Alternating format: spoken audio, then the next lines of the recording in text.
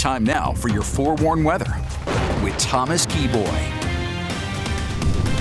Good morning, Utah, and happy Halloween. The time is currently 6:14. Halloween can be a day of extremes across the Beehive State and especially in Salt Lake City. And we'll take you through some of the Halloween records that we have seen in Salt Lake City.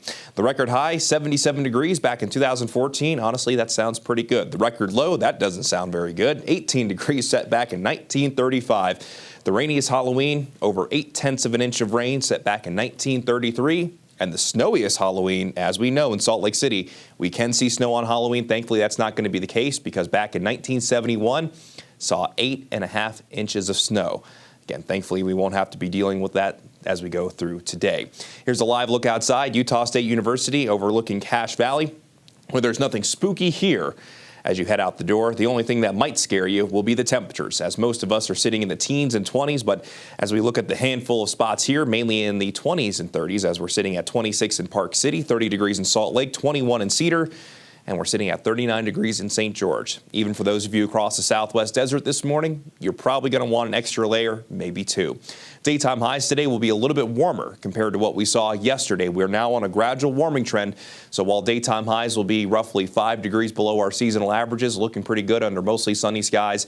And with that sunshine, you won't have to worry about the vampires through the afternoon. We'll see a daytime high climb to 53 in Salt Lake, 55 in Cedar, and we'll reach 66 in St. George, while Park City this afternoon could actually top out at 50 degrees. So while the afternoon is likely going to be a bit on the comfortable side of things for the trick-or-treaters heading out this evening by 7 o'clock, it'll be turning chilly rather quickly. We'll be in the upper 40s by 7 o'clock and around 40 degrees by 10 o'clock. If you're heading out late for trick-or-treating, have that extra layer under the costume or just have that heavier costume or maybe put a cloak over it this evening. Down in St. George, this trick-or-treating forecast looks picture perfect. At 4 o'clock, we'll be in the middle 60s, low 60s at 7 o'clock, and even by 10 o'clock, a bit on the cool side of things, but not too chilly, sitting at 51. Then into tonight, you can see the flying witch go across your screen right there. Temperatures will be turning cold again with overnight lows mainly falling into the 20s and 30s. So just a fraction warmer compared to what we're seeing out there this morning, even though St. George will see another morning dropping into the 30s.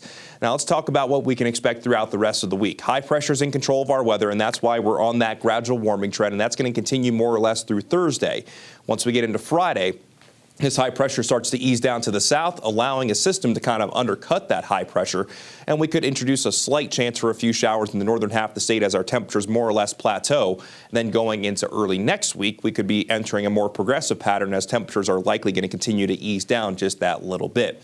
And here's how it all looks on the long-range futurecast, where we'll be looking at dry conditions today, tomorrow, and Thursday, and then by Friday, that's when we start to introduce a chance of some wet weather in the northern half of the state.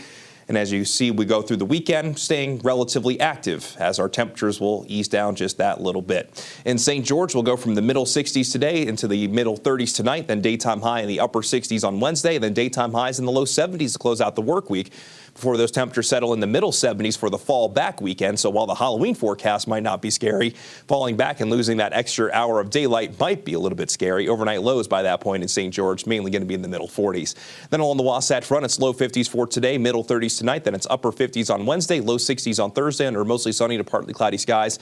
Then we start to introduce some of those changes from Friday into this weekend with at least a slight chance of wet weather, daytime highs in the low 60s before our daytime highs likely ease back down to the upper 50s by Monday.